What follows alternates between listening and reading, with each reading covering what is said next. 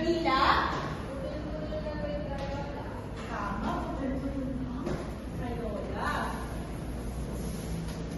Nalaman ito ni Tutubing Bihaya at ang sabi niya sa akin, Ate Malaya, mas madali kasi gamitin para sa akin ang putol-putol na Crayola.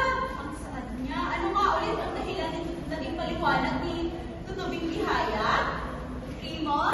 Mas madali daw po gamitin ang putol-putol na Crayola.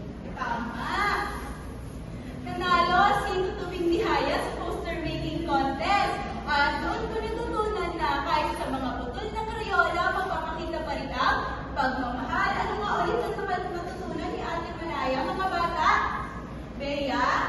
Natutunan niya na makikita pagmamahal kahit sa mga putol ng Crayola. Tama! At dyan na nagtatapos ang ating kwento ngayong araw. Ngayon ay muli nating balikan na naging tanong ko kanina.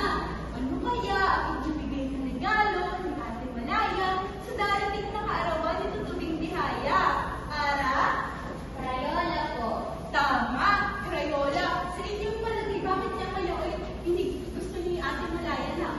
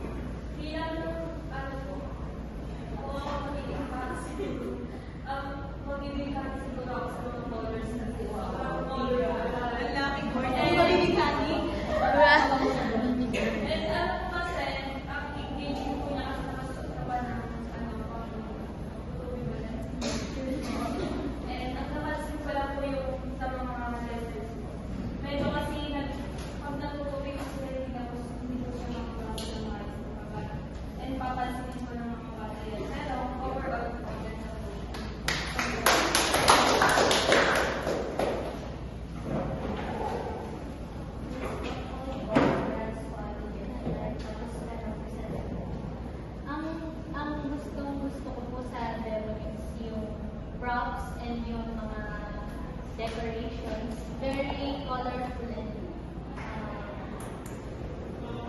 good siya for young learners. Ang suggestion ko lang dito is isa may yung storybook, may mga colors na. Tapos may mga syllable yung